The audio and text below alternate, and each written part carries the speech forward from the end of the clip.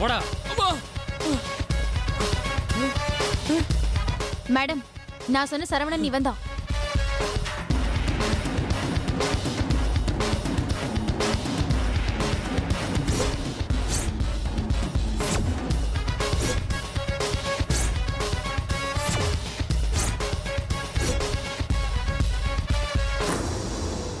ஏங்க, நீங்க இங்கதான் இருக்கீங்களா? என்னங்க இது அநியாயமா இருக்கு? டேய் சரவணா, நீ கிளம்பி வேணான்னு ஒரு வார்த்தை சொல்லிருந்தீங்கன்னா நான் பாட்டுக்கு வந்து நிக்க போறேன். அதை விட்டுட்டு இப்படி அடிச்சு எடுத்துட்டு வர்றது எந்த ஒரு நியாயம் இது? நானே பாவம் இல்லைங்களா? இதெல்லாம் அடி வாங்குற உடம்புங்களா? ஏய், நீ ரொம்ப பேசுற. கொஞ்சம் வாயை மூடிட்டு சும்மா இருக்கியா? எதுக்குங்க சும்மா இருக்கணும்? நான் என்னங்க தப்பு பண்ணேன்? நான் பாட்டுக்கு என் பொழப்ப பார்த்துட்டு போயிட்டு இருக்கேன். தேவையில்லாம உங்க ஆளுங்க என்கிட்ட தகராறு பண்ணி அடிச்சு எடுத்துட்டு வராங்க. உடம்பெல்லாம் வலிக்குதுங்க. மேடம், இவனுக்கு காசு கொடுத்தா என்ன வேணாலும் செய்யக்கூடியவன் மேடம்.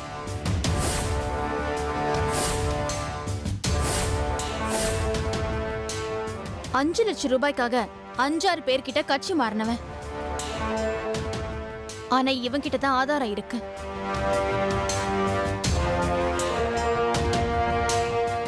அந்த குழந்தை என்னோடது தாங்கிறதுக்கு ஒரே சாட்சி இவன் பொண்டாட்டி கலைவாணிதான். ஆமா, இந்த அம்மா யாரு? நீங்க என்ன இந்த அம்மாவோட புதுசா கூட்டு சேர்ந்திருக்கீங்களா? ஏங்க, இன்னும் இந்த குழந்தையோட பஞ்சாயத்து தீரவே இல்லையா? எப்படி தீரும்? உன்கிட்ட குடுக்கறதுக்கு எங்க அண்ணன் கிட்ட காசு இல்லாம போச்சு. காசு வந்தப்போ நீ இன்னொருத்தன் கிட்ட காசு வாங்கிட்ட. எனக்கு வேற வழி தெரியல சரவணா. எனக்கு என் குழந்தை வேணும். அது கிடைச்சே ஆகணும். அது கிடைக்கிறதுக்கு என்ன செய்யணுமோ அது செய்ய நான் தயாராயிட்டேன். ஏங்க, அதை விடுங்க. இந்த அம்மா யாரு? அதை சொல்லுங்க. நான் யாரா இருந்தா உனக்கு என்னடா? உனக்கு என்ன வேணும் அத சொல்லு.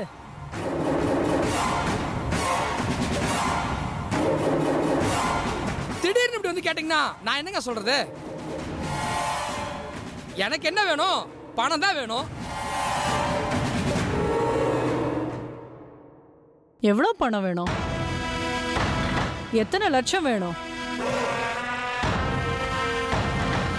அடே கப்பா, கேக்குற தோரணிய பிரமாதமா இருக்குங்க. ஒரு 10 கேட்டா கொடுத்துருவீங்களா? இல்ல 15? ஆனா ஒரு 20 வச்சுக்கங்களேன்.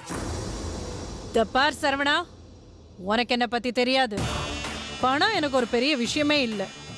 நீ எவ்வளோ பணம் கேட்டாலும் என்னால தர முடியும். ஆனா உன் பொண்டாட்டி கலைவாணி என்ன நடந்துச்சுங்கிற உண்மையை கோர்ட்ல வந்து சாட்சி சொல்வாளா? செய்வாளா? அட, அவளை பத்தி நீங்க எதுக்குங்க கவலைப்படுறீங்க? நான் போய் இழுத்துட்டு வந்துட போறேன். அதெல்லாம் ஒரு பெரிய விஷயமே இல்லைங்க. 20 லட்சம் நீங்க தரன்னு மட்டும் ஒரு வார்த்தை சொல்லுங்க. இப்ப இந்த நிமிஷமே என் பொண்டாட்டி இங்க எடுத்துட்டு வந்துடுறேன். சரவணா, உனக்கு இன்னொரு முக்கியமான விஷயம் நான் சொல்றேன். என்கிட்டயோ இல்ல என் அண்ணன் கிட்டயோ இல்ல என் மாமா வீட்டு ஆளுங்க கிட்ட நடந்துகிட்ட மாதிரி மேடம் கிட்ட நடந்துகிட்ட உனக்கு ரொம்ப ஆபத்துல முடிஞ்சிடும். ஏன்னா மேடம்க்கு வாக்கு மாறினா பிடிக்காது. சொன்னதை செய்யலன்னா அதை விட சுத்தமா பிடிக்காது. அப்படியா? ஏங்க, நல்ல பாலிசி தாங்க. எனக்கு கூட அப்படி இருக்கிறதாங்க பிடிக்கும். இப்ப நீங்க 20 லட்சம் கொடுத்துட்டீங்கன்னு வைங்க, அதோட மேட்டர் முடிஞ்சுதே. உங்களுக்கு நான் என்ன செய்யணுமோ அதை செஞ்சுட்டு போயிடுறேன். அதை விட்டுவிட்டு இப்ப இதை வாங்கிக்க, அப்புறம் அதை வாங்கிக்க, அதுக்கப்புறம் பார்த்துக்கலான்னு அப்படி இப்படின்னு ஏதாவது இழுத்து அடிச்சிங்கன்னா நம்ம கொஞ்சம் கடுப்பாயிருங்க. உன்னை நான் பேசுறதுக்காக கூட்டிட்டு வரல. பார், நீ கேட்ட பணத்தை நான் தர்றேன். ஆனா நீயும் உன் பொண்டாட்டியும் கோர்ட்ல வந்து சாட்சி சொல்ல வேண்டியிருக்கும். அந்த வீட்டுல வளர்ற குழந்தை சுப்புவோட குழந்தைன்னு உன் பொண்டாட்டி எடுத்து சொல்லணும். செய்வாளா? ஆனா நீங்க ஒண்ணுங்க, என் பொண்டாட்டி நேர்ல வந்து நின்னாலே அந்த தர்மலிங்கத்துக்கு ஜுரம் வந்துடும். அப்படியா? ஏன், அவ்வளவு ஆபத்தானவளா? இல்ல மேடம், விஷயம் என்னன்னா இவனோட பொண்டாட்டி ஒரு குழந்தைய பெத்து போட்டுட்டு வளர்க்க முடியாம சூர்யா கிட்ட ஒப்படைச்ச மாதிரி நாடகம் ஆடி தற்கொலை பண்ணிட்டு தான் லெட்டர் எழுதி வச்சுட்டு காணாம போயிட்டா. ஆக்சுவலா அது எங்க மாமாவோட பிளான் தான். தற்கொலை பண்ணிக்கிட்டு தான் சொல்லி எல்லாரையும் நம்ப வச்சு இப்ப அவ உயிரோட தான் இருக்கா. செத்து போயிட்டு தான் சொல்லப்பட்ட ஒருத்தி உயிரோட திரும்ப வந்து நின்னாலே அது சம்பந்தப்பட்டவங்களுக்கு பிரச்சனை தானே மேடம்? அதுவும் கோர்ட்டு கேஸ்னு வந்தா? புரியுது சுப்பு. டேய் மேடம். இவனை கூட்டிட்டு போங்கடா. இவன் பொண்டாட்டி எங்க இருந்தாலும் அவளையும் கூட்டிட்டு வாங்க. சரிங்க மேடம். இவங்க 2 பேரும் இந்த கேஸ் முடியற வரைக்கும் நம்ம கண்ட்ரோல்ல தான் இருக்கணும். ஏய் வாடா. யோ கையடியா கையடியா. தோல்ல கை வைக்கிறது, சட்டையை பிடிச்சி இழுக்கிறது, இதெல்லாம் என்கிட்ட வச்சுக்கவே கூடாது, புரியுதா? நானும் என் பொண்டாட்டியும் இந்த கேஸ்ல ஒரு முக்கியமான சாட்சி. எங்களுக்கு நியாயமா கிடைக்க வேண்டிய மரியாதையை நீங்க கொடுத்துதான் ஆகணும். அவள் தான் உன்னை ரொம்ப பேசாதேன்னு சொன்னேன். Sorry madam. பேச்சு நமக்கு ஒரு பிறப்புரிமை மாதிரி, அதை விட்டுற முடியாது பாருங்க. நான் போய் என் ஒய்ஃபை கூட்டு வந்துறேங்க. அதுக்குள்ளேயும் நீங்க பணத்தை ரெடி பண்ணி வைங்க, ஓகேங்களா? பிரதர் வாங்க போலாம். வாங்க வாங்க வாங்க.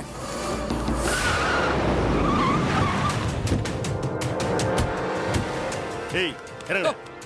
இரியா வரேன்.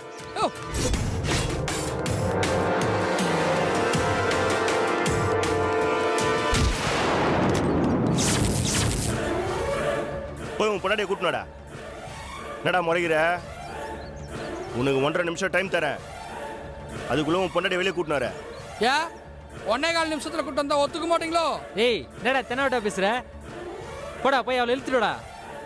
போடா நான் பாக்குற. போடா போய் கூட்டு வாடா. போடா.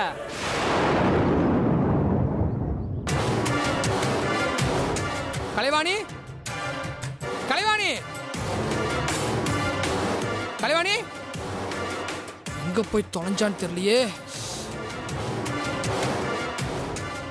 ஏங்க அவளை காணுங்க, எங்க போனான்னு தெரியலங்க. யார்கிட்ட கதை விடுற? அவதான் இல்லன்னு சொல்றல, திரும்ப திரும்ப அடிச்சிட்டே இருக்கீங்க. ஏன் திரும்ப திரும்ப சொல்லிட்டு இருக்காத. அவ எங்க இருக்கான்னு சொல்லிட்டா உனக்கு தான் நல்லது. நீங்க தான் பாக்குறீங்கல்ல, அவதான் இல்லன்னு சொல்றல. அக்கா அக்கா கலைவாணி பாத்தீங்களாக்கா? இல்லையேப்பா. ஏதாவது சொல்லிட்டு போனாலா? எதுவும் சொல்லல, நான் பார்க்கலப்பா. ஏய் மரியாதையா உண்மையை சொல்லிடு. நீயே எங்கேயோ ஒளிச்சு வச்சுட்டு என்கிட்டயே சீன் போடுறியா? ஐயோ சத்தியமா தெரியலங்க. அவ எங்க போய் தொலைஞ்சானே தெரியலங்க. இல்லன்னு சொல்றக்க எங்களை இங்க கூட்டு வந்த. சொல்றேன் எங்க போயிருக்காங்க. சும்மா சும்மா அடிக்காதீங்க. அவ எங்க போனா தெரியலன்னு சொல்றீங்க. உனக்கு தெரியாம அவ எங்கடா போவா? ஏமாத்த பாக்குறியா? யோ தெரியலையா? சரி வாங்க, எங்க போய் தேடி பாப்போம். வாங்கயா. போடா, இன்னைக்கு அவ கிடைச்சாவணும். போ.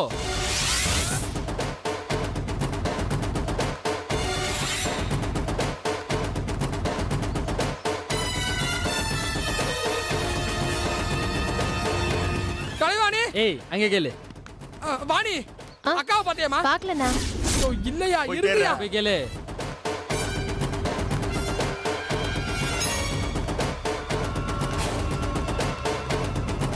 எங்கடா? கண்டுபிடிச்சல வாங்க. அவ எங்க போனா புடிச்சலாம். போ போ.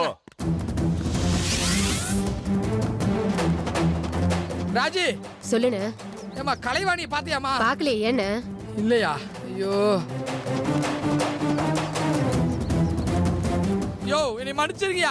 அவ எங்க போனானே தெரியலையா? யோ நீங்களே பாத்தீங்கல்ல, எல்லா இடமும் தேடி பார்த்தோம்ல. கரும முடிச்சவ எங்க போனானே தெரியலையே. யோ இப்ப எங்கயா போய் தேடுறது? எனக்கு ஒண்ணும் புரியல. டேய் ஏய். அதெல்லாம் புரியும். முதல்ல கார்ல போய் ஏறு. எங்கயா? உள்ள போ. யோ, எங்கயா கூட்டு போறியா? ஐயோ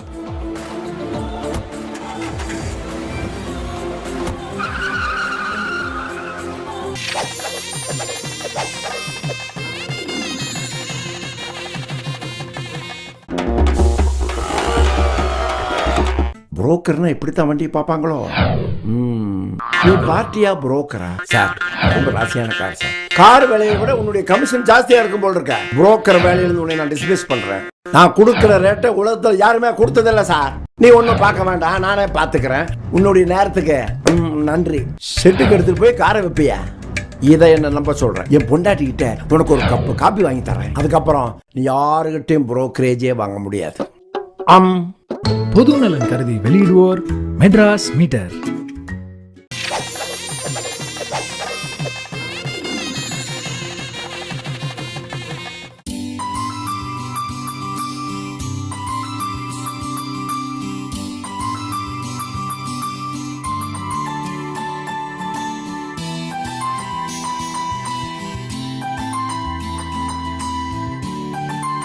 காயத்ரி சாம்பார் ஊத்துமா? சாப்பிடு.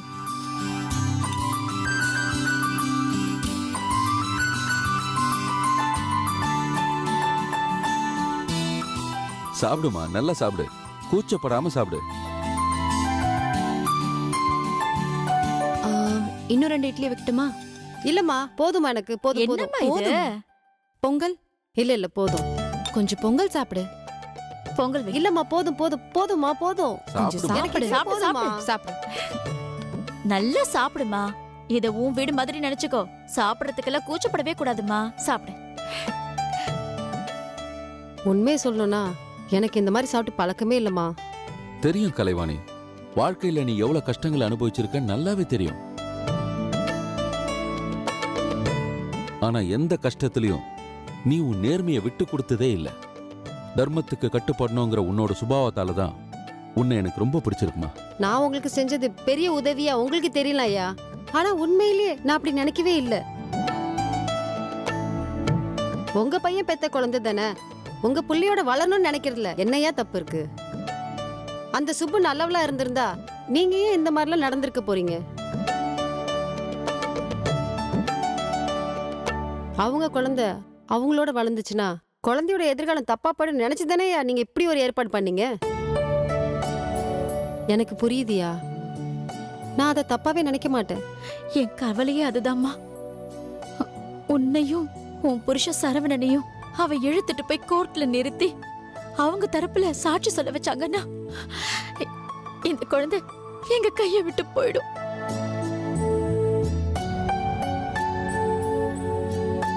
நான் உசுரோட இருக்கிற வரைக்கும் அது நடக்காதுங்கம்மா. தயவு செய்து இதை நீங்க நம்பணுமா? ஐயோ, உன்னை நம்பாம வேற யார நம்ப போறோம்? அத்தா அவங்களோட ஆதங்கத்தை சொல்றாங்க. ஆனா சரவண இப்போ எங்க போனார்னே தெரியலன்னு சொல்றல்ல, அதுதான் ரொம்ப குழப்பமா இருக்கு. அந்த மனுஷனை புரிஞ்சுக்கிறது ரொம்ப கஷ்டங்க. பணம் பணம்னு ஏன் தான் இப்படி பேய அலையிறாருன்னு தெரியல. கலைவாணி, உன்னை நினைச்சா எவ்வளோ பெருமையா இருக்கு தெரியுமா? இந்த கேஸ் முடிகிற வரைக்கும் நீ எங்க வீட்லயே இருந்தேன்னா எனக்கு என்னமோ நல்லா இருக்கும்னு தோணுது. நிச்சயமா இருக்கேங்க ஐயா, அதுல எனக்கு எந்த பிரச்சனையும் இல்லை.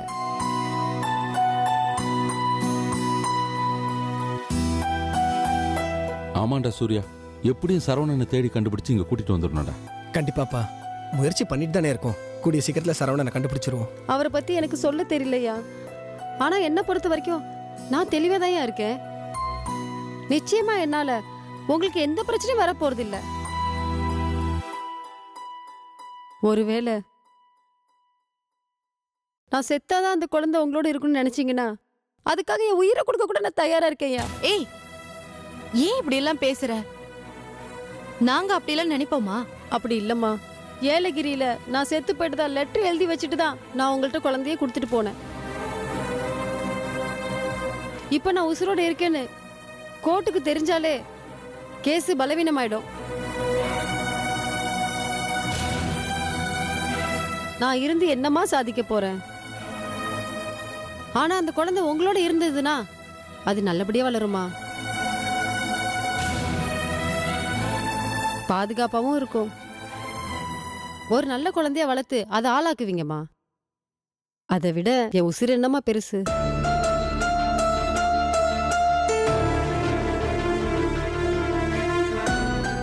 உனக்கு ரொம்ப பெரிய மனசு கலைவாணி. ஆனா நீ நினைக்கிற மாதிரி எந்த தப்பு நடக்கிறதுக்கு வாய்ப்பே இல்லை.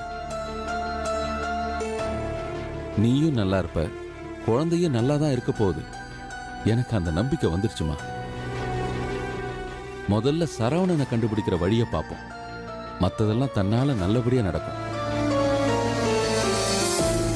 அப்பா கவலைப்படாதீங்கப்பா, கூடிய சீக்கிரத்துல சரவணன் கிடைச்சிருவான்.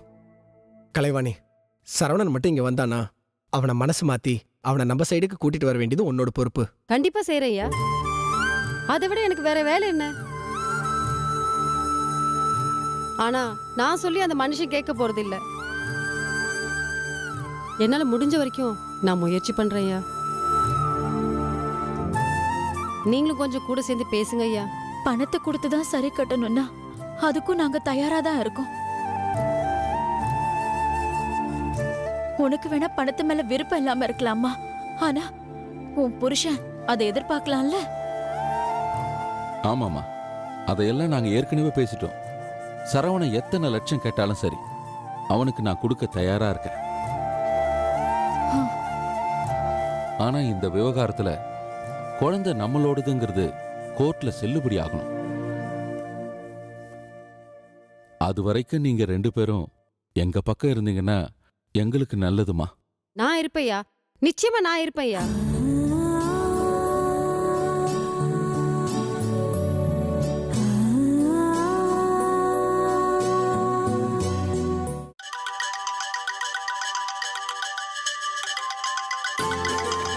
அண்ணே, அம்மா, அண்ணே ஃபோன் பண்ணதுமா.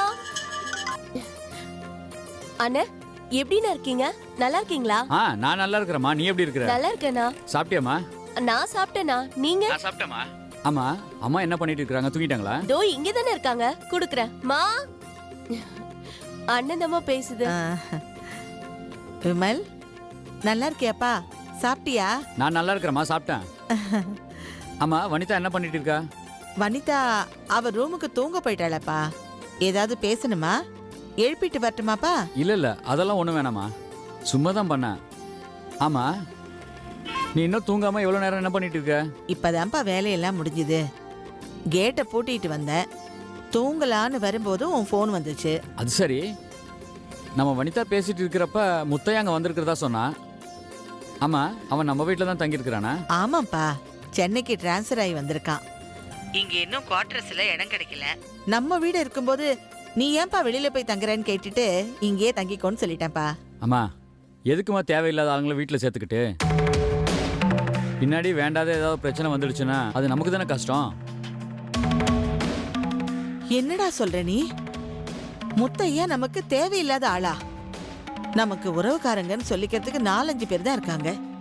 அதுல ஒருத்தனை போய். ஐயோ அம்மா, நான் அந்த அர்த்தத்தில் சொல்லல. சின்ன வயசுல உமாவும் அவனும் ஒன்னா விளையாடி இருந்திருப்பாங்க. அதெல்லாம் ஒருத்தருக்கு ஒருத்தர் நல்லா தெரிஞ்சவங்களா இருந்திருக்கலாம்.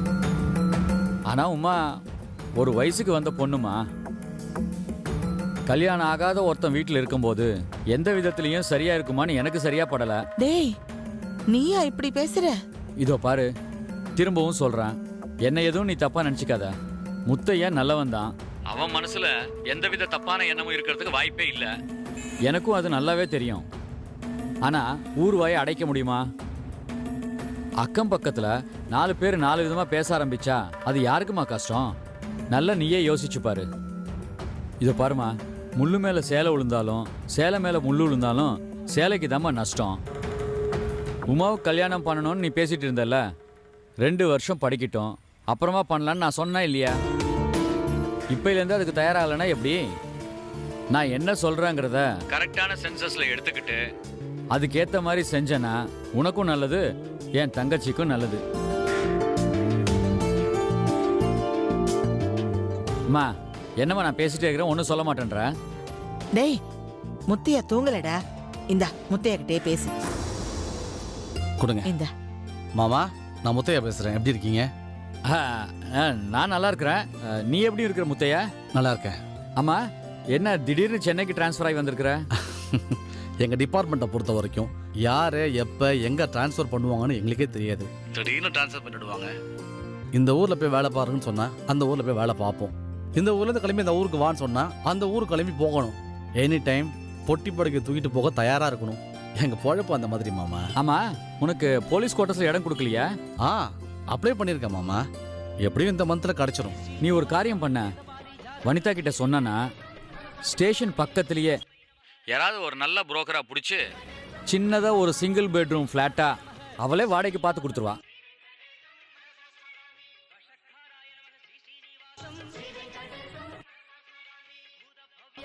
ஹலோ ஹலோ ஹலோ முத்தையா, நான் பேசுறது கேக்குதா உனக்கு? கேக்குது, சொல்லுங்க மாமா. இல்ல, யாராவது ஒரு நல்ல புரோக்கரா பிடிச்சா வாடகைக்கு நல்ல வீடா கிடைக்கும்னு சொன்னேன். கண்டிப்பா ட்ரை பண்றேன் மாமா. நான் அப்புறம் பேசுறேன், ஜாக்கிரதையா இருங்க. சரி முத்தையா.